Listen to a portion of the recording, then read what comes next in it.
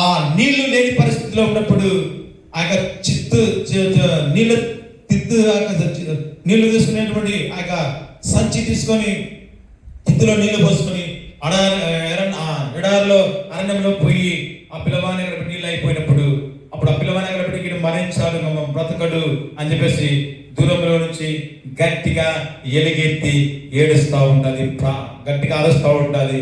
పిల్లోడు గట్టిగా అరుస్తూ ఉంటాడు చనిపోయేట. అయితే దేవుడు చెప్తాడు ఆ యొక్క కేకలు, హాగరు వేసినటువంటి కన్నీటి కేకలు అలాగే పిల్లవాడి దేవుడికి చేరినప్పుడు హాగరు ఇదిగో అక్కడ చూడన్నప్పుడు చూస్తే అక్కడ ఆ ఎడారి అరణ్యములో నీళ్ళ బుక్కలు పుట్టించిన గొప్ప దేవుడు మన దేవుడు. ఈ జీవితంలో ఎడారి బ్రతుకుల్లో నా జీవితం ఇది అయిపోయింది, నా బ్రతికి ఇది అయిపోయింది, అందరూ నన్ను ఇట్లా అంటున్నారు అట్లా అంటున్నారు, నాకు లోకంలో సహాయం చేసేవాడు ఎవరు లేదని అనుకుంటున్నావేమో.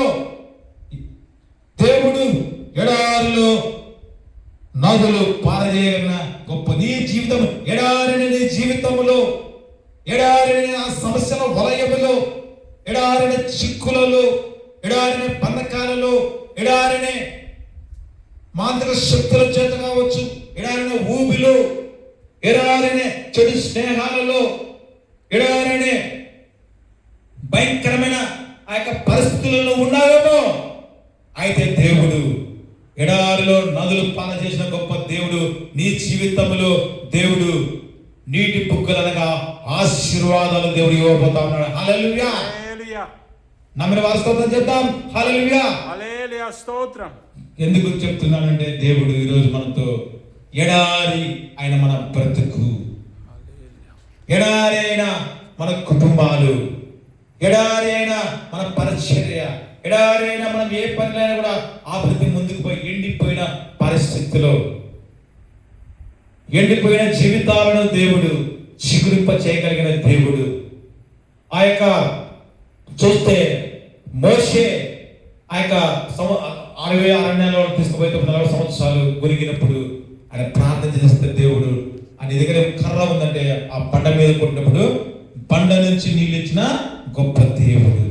అనగా మన దేవుడు ఎలా ఉంటాడంటే ఆయన ఆశ్చర్యకరుడు, అద్భుత కరుడు, ఊహించలేనిగా లేనిటి ఉన్నవాడుగాను ఉన్నటి లేనివాడుగా చేయగలిగిన సమర్థులైన దేవుడు మన యేసయ్య.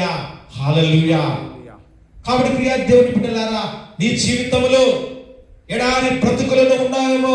ఈరోజు దేవుడు నీకు ఎడారిలో నదులను పారజేయగలిగిన దేవుడు నీ జీవితంలో ఆ యొక్క నదులు అనగా ఆ యొక్క జలాలనగా ఆశీర్వాదాలు నీ జీవితంలో దేవుడు ప్రారంభించబోతున్నాడు. ఎందుకు చెప్పాడు? ఇదిగో నేను నూతన క్రియ చేయించున్నాను, అది ఇప్పుడే బలుచును, దాన్ని మీరు ఆలోచింపరా.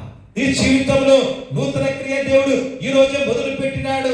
దాన్ని ఆలోచింప చేయాలా. నా జీవితంలో దేవుడు ఈ భయంకరమైన పరిస్థితులలో నాకు దేవుడి కార్యం చేసినాడు అని ఆలోచింప చేయాలి. మన జీవితాలలో